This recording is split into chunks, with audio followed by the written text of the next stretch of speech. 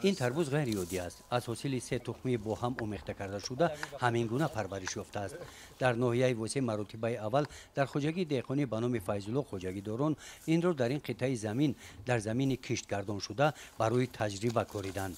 شکل اندراز و با کدو مانندی دارد، لیکن با طعم شیرینش از تربوزهای بازار فرق میکند. تربوز کردیم 1 هکتار زمین، همه تربوزها تخمی عالی درجه قطعیدگی است. به یگان دارو، به یگان خیمیکات، همش پروی گوسفند دختر. همینجا 2 بار 3 بار جفت کردن تربوز کردگیم. تربوز ساز آمد شروع شدگی است. زمین همارانو استفاده میبریم. یگان وجب زمین خالی نیست، همش پروی محصولات است. من پختا مرمت، پختا هم ساز شدگی است. من اینجا تربوز خربوزه هم ایناموز ساز شدگی است. خلبوی در همسایگی با این زمین عمر بسر میبرد و میبیند که از یان این خوجگی چطور صافدلانه محنت میکنند. دهقانان با تربوز در این زمین از کشت خربوزه هم راضی هستند.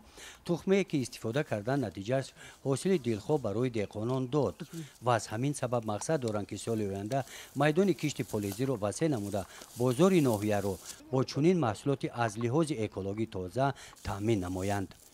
گزارش خواجه نظریف خدای نظر ظهورов از ناحیه واسه برای برنامه اطلاعاتی نوید.